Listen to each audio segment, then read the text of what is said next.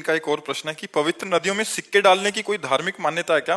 मान लो गंगा जी हैं, यमुना जी हैं, 1 रुपए का आटा ले लो और घोर करके उसको ऐसे गोली गोली बनाओ और डाल दो, तो उसमें मछली है, कछुआ है, वो पालेंगे। रुपया डालने की कौन सी बात है? अरे रुपया के किसी के वस्तु पदार्थ खरीद के दे दो, रुपया गंगा जी में यमुना जी में डालने की जरूरत है? कोई शास्त्र आज्ञा नहीं है, ये सब मनमानी आचरण है।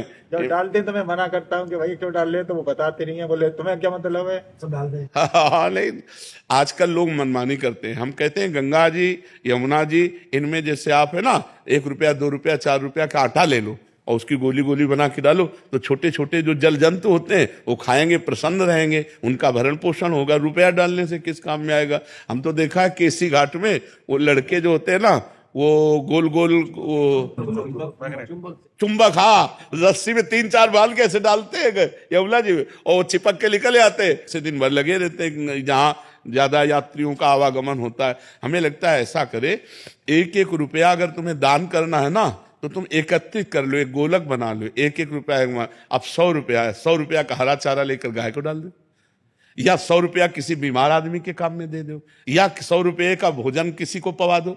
गली कूचे में बैठे हुए ऐसे लोग गरीब हैं जो हम पर दया करने के लिए बैठे, भोजन पवा दो। ऐसे रुपया फेंकने से क्या फायदा है जी। माधव वशिष्ठ जी, महाराज जी कह रहे हैं कि जो श्री जी को पोशाक धारण कराई जाती है उसमें क्या सावधानी रखनी चाहिए? जैसे गर्मियां आ गई हैं तो गर्मियों में क्या उनको भी श्री जी को सुखद होना चाहिए और हवा लगनी चाहिए। ऐसे वस्त्र जैसे हमको अनुकूल, भगवान की सेवा कैसे कहते हैं? देह भाव से।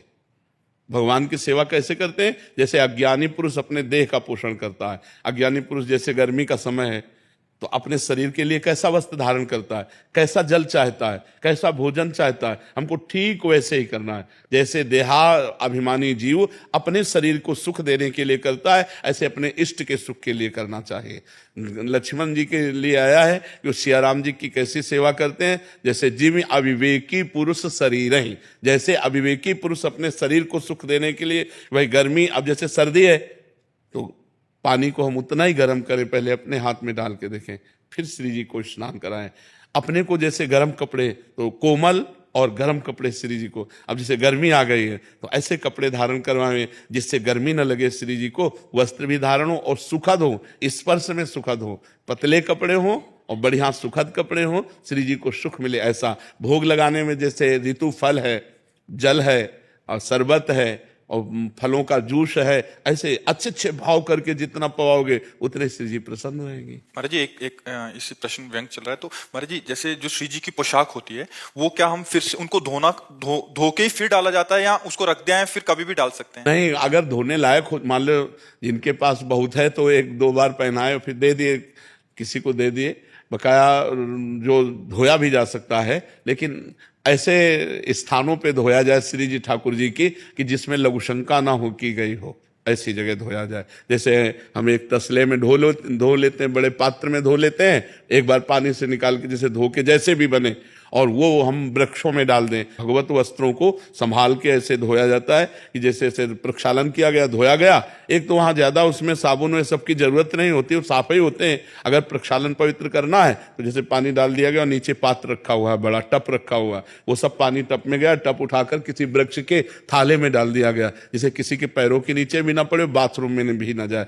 अब जैसे यहाँ वृंदावन है, यहाँ तो कोई बात नहीं है, ये तो भगवान का धाम है, यहाँ तो भगवान के धाम का पूरी भूमि सच्चिदानंदमयी है, यहाँ तो कोई बात नहीं। लेकिन गांव गली में सावधानी इस बात की रखें। पर जी एक बार जो पोशाक धारण करा दिया, अगर गंदी नहीं है तो हम उसको संभाल के रख दें और फिर धारण करा, फिर हाँ, फिर ऐसा नहीं कि उसको धोना पड़ेगा या प्रसाद नहीं नहीं नहीं, ऐसा नहीं नहीं नहीं नहीं, ऐसा नहीं। और आभूषण का महाराज जी? हाँ, आभूषण तो आजीवन धारण करा सकते हैं, आभूषण तो आजीवन। केवल जो फूल आदि से बने आभूषण? हाँ, फूल आदि की जो प्रसादी है वो दोबारा नहीं धारण करा सकते हैं जी। पोशाक में रंग का महत्व होता है क्या? कोई रंग का महत्व नहीं होता। जब अपना जब रंग में मन आ जाए कि आज श्री जी को इस रंग का पहनाते वही पहनाते हैं, कोई नियमावली थोड़ी श्री जी के लिए। हमारा मन आ गया हरी देखा तो आज हरित पहना देते हैं, आज लाल पहना देते हैं, आज काली पहना देते हैं, आज पीली पहना देते हैं।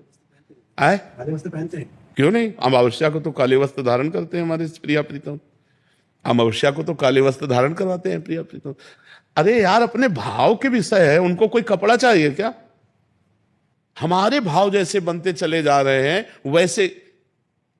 गर्मी का समय था, ठाकुर जी की सेवा करके शयन करा के जयमल जी गए तो ऊपर छत पे गए, बंगले पे अपने राजा थे, तो हवा आ रही शीतलता, उनके मन में आया यार ठाकुर जी को नीचे शयन करा के हम ऊपर से हवा ले रहे हैं, ये तो ठीक नहीं। तो ठाकुर जी के लिए अलग महल बनवाया और ऊपर जैसा अपना बंगला वैसे सब खिड़की से हवा आ रही, सब ऐसे पूरा राज दरबार की तरह जाली पड़ी हुई और गद्दा लगा हुआ शयन कक्ष, पूरा शीतल कक्ष बनवाया, शीतल। और रोज शाम के जाकर के प्रिया प्रीतम का शयन कराते, जो श्री विग्रह था चरण दबाते और शयन करा के आते और सीढ़ी हटा देते कि कोई वहां पहुंच ना पावे।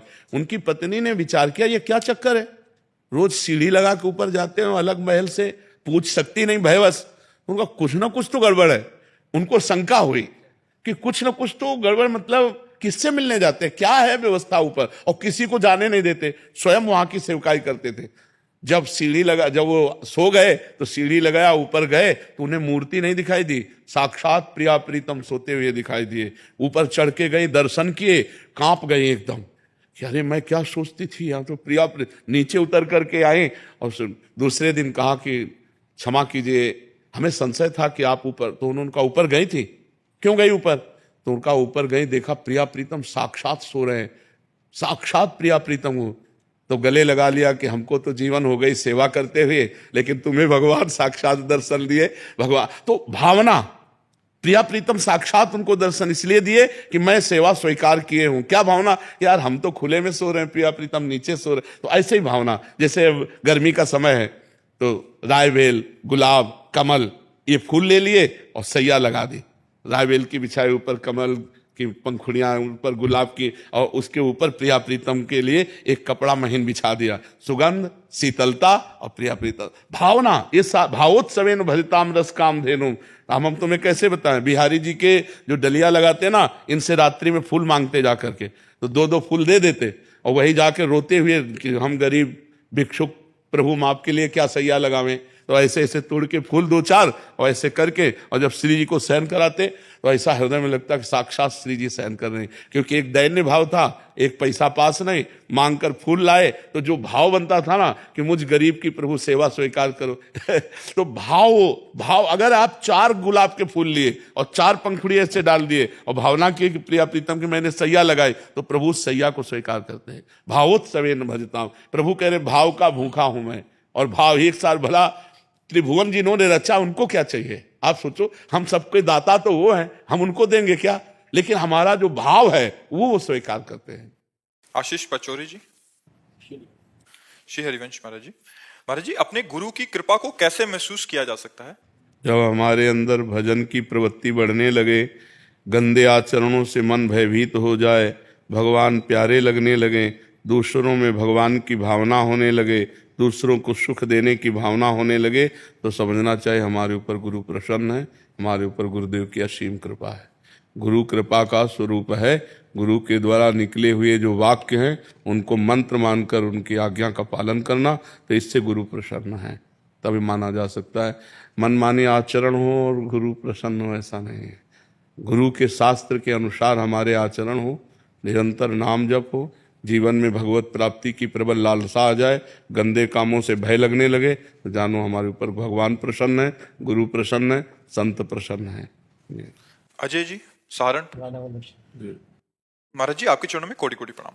महाराज जी, नेत्रों के ब्रह्मचर्य को परिपक्व करने के लिए प्रारंभिक दशा किन किन सावधानी, ये बहुत चंचल हो रहे हैं, सब में नासाग्र दृष्टि रखनी चाहिए, बैठने पर नासाग्र दृष्टि रखनी चाहिए, चलने पर एक धनुष केवल, इतने में हमें पता है कि गाड़ी आ रही कि नहीं आ रही है, कौन आ रहा है कौन जा रहा है, बस इतना, ऐसे नहीं देखना चाहिए।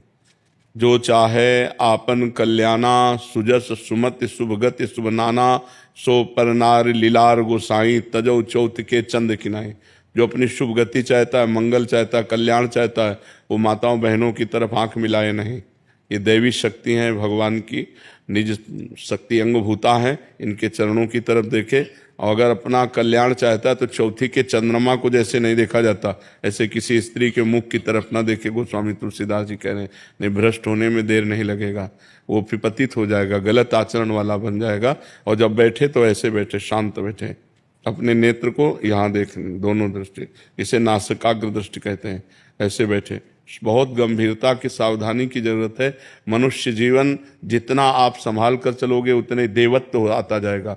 दैवी संपदा आती जाएगी, और संभाल करके चलोगे तो भगवान के सद्गुण आते जाएंगे।